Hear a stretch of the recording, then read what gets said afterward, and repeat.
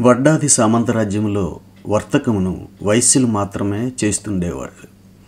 వర్తకం సాధారణంగా సంతల్లో జరుగుతుండేది. ఈ సంతలనేవి ఇప్పటికీ గ్రామాల్లో జరిగే విధంగానే ఒక నిర్ణీత స్థలంలో వారానికి ఒక్కరోజు మాత్రమే జరిగేది.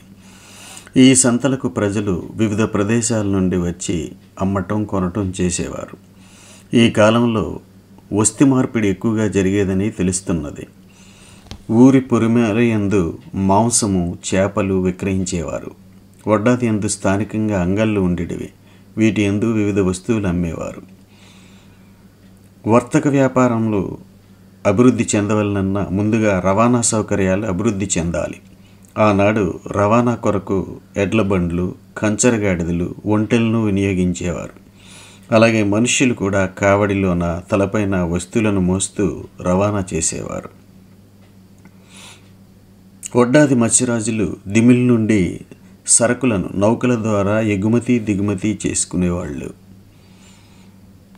ఇక నెక్స్ట్ ఎపిసోడ్లో వడ్డాది సామంతరాజ్యంలో పన్నుల ద్వారా ఆదాయం ఎలా సమకూరేదో తెలుసుకుందామా?